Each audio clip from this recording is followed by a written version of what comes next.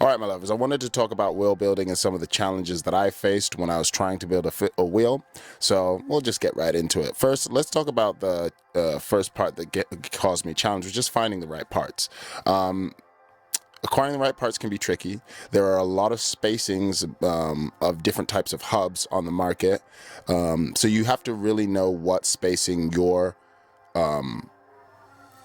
bikes are for the stays. So my gravel bike, both of them have the same 12 by 100 millimeter at the front and 12 by 142 at the back. So when I'm looking for hubs, I'm looking for that particular spacing. There are different things for mountain bikes tend to have wider hubs.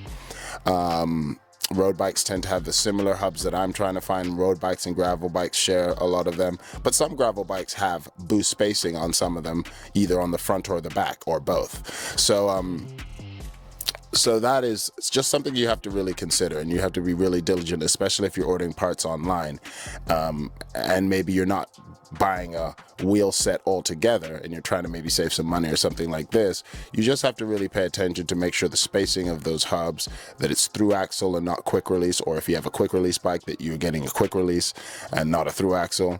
And so just really making sure the spacing that they tell you there is, you understand the differences of that.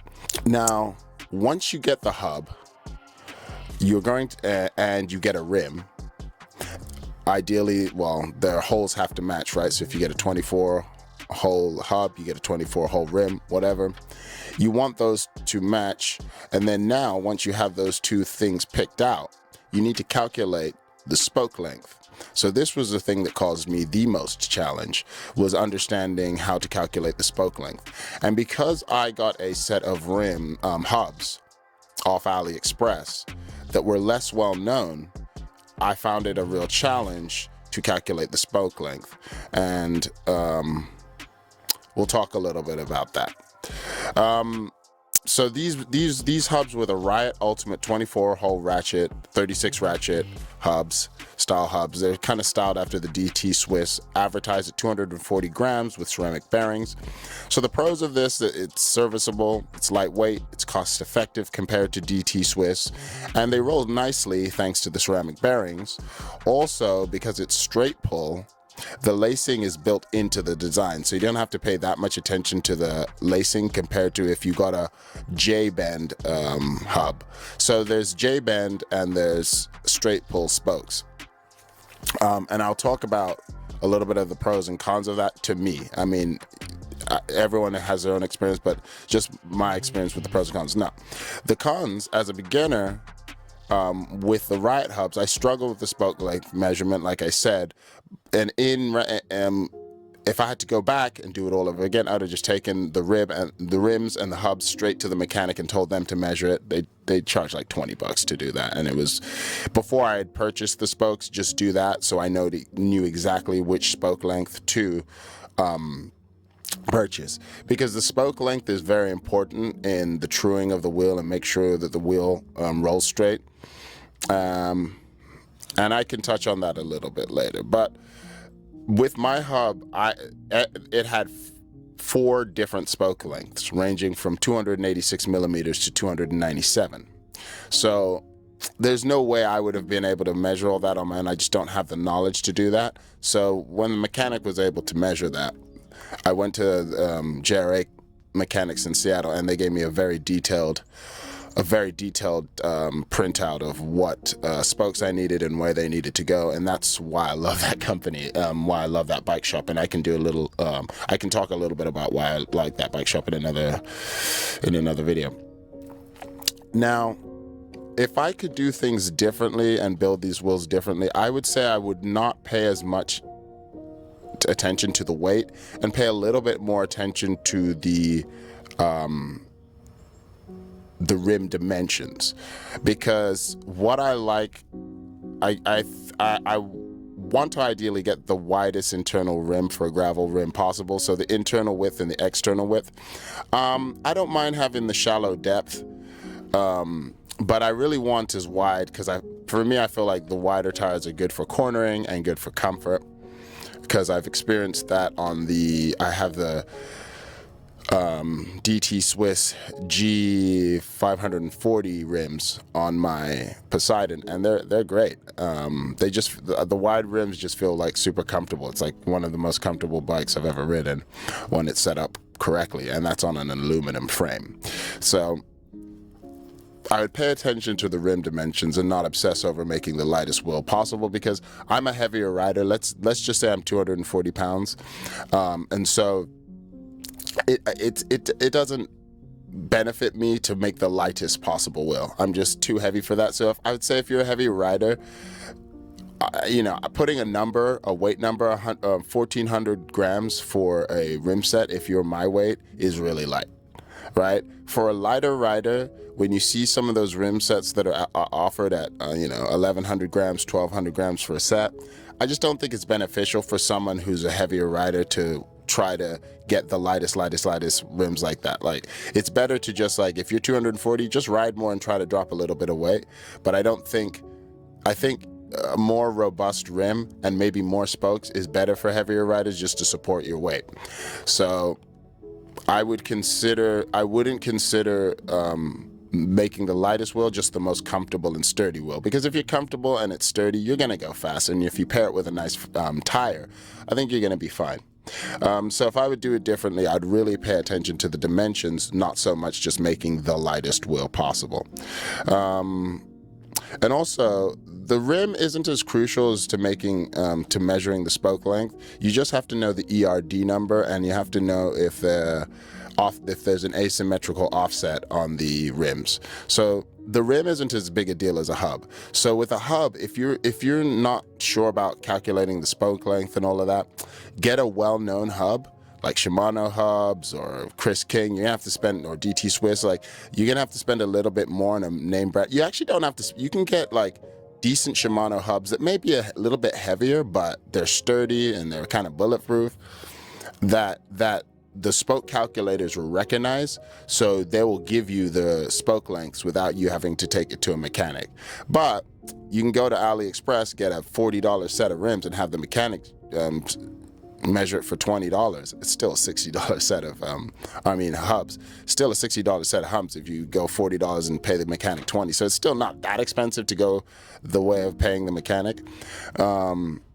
But it's just something to think about, right? If you want to do it all on your own and you just want to order all the stuff all at once, and you're doing it all online, getting a name brand hub will allow you to calculate those spokes without having to have all the equipment with you. So that's just something to consider. Now, I did want to talk about the difference between Jbend and straight poles. Now, you're not going to have a choice. Those are going to be dictated by the hub that you buy. So the hub right away is going to tell you whether it's straight pull or Jbend. So as far as there being an advantage or disadvantage, it's just more they have to be compatible with the hub. Straight pull spokes are pre-laced, so that makes it aligning your lacing the wheels easier on a straight pull. Jbends require more attention to lacing, but they're more common in bike shops.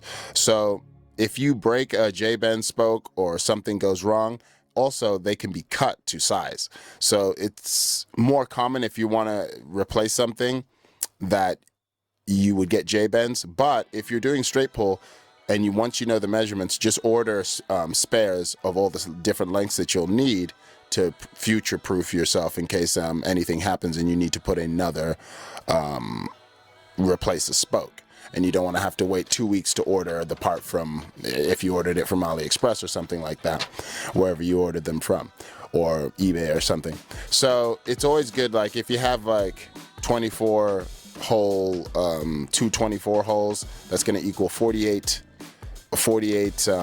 spokes, then maybe get an extra 4 depending on how many different lengths you have, so that if anything happens you can replace anything. The rims I ended up buying, I bought the DT Swiss 460 rims. I bought them for the pair for 107. It has an internal width of 18 millimeters and an external width of 23. So the next pair of rims I'm gonna get are gonna be wider than that.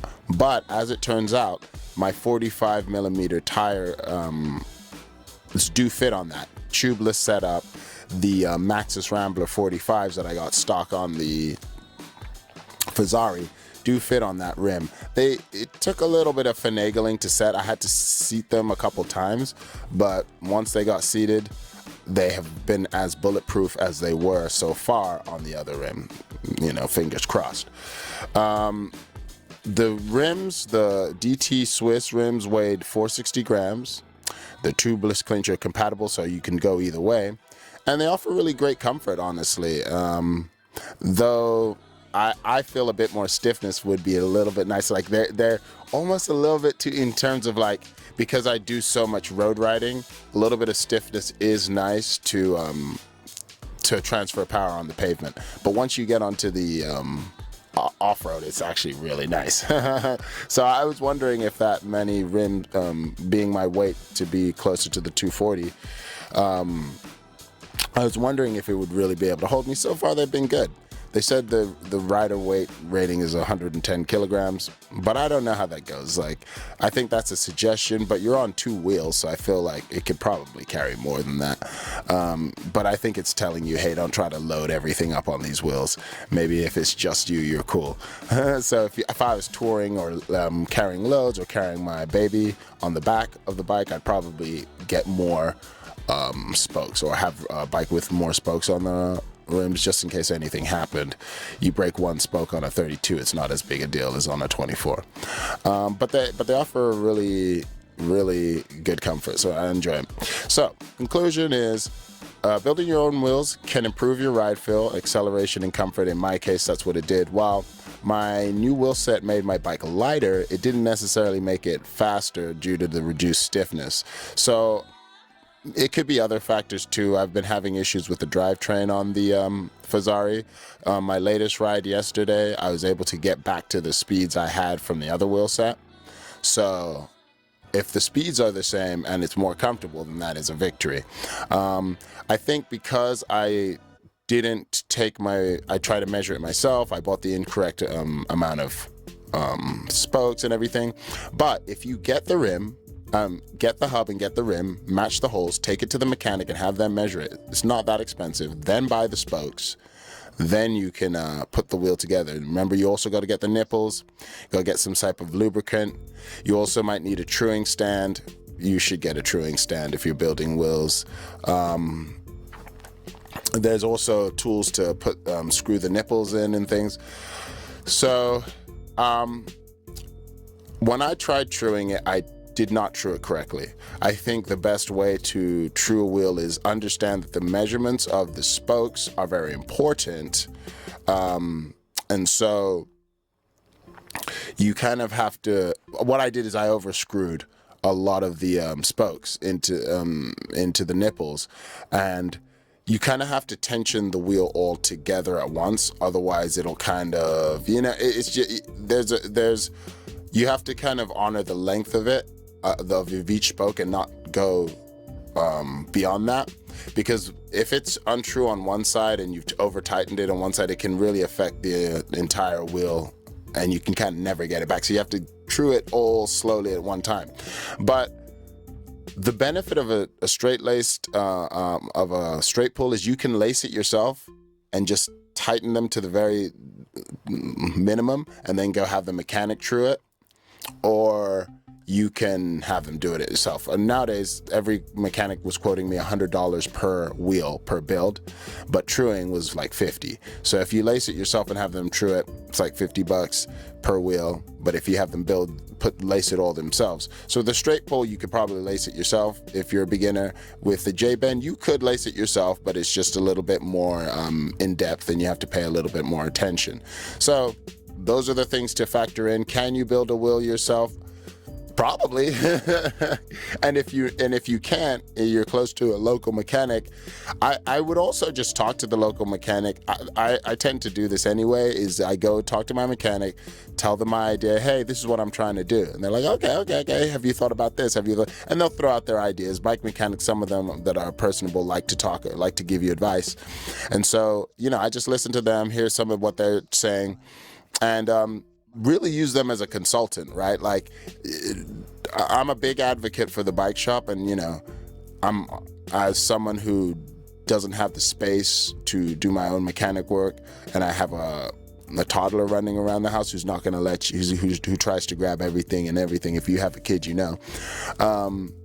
I value those mechanics greatly, and they've really got me on my wheels and back on the road again. So we'll talk about that too in another video, but I appreciate you listening to this wheel build. Good luck building your wheels. We'll talk to you soon. Like and subscribe.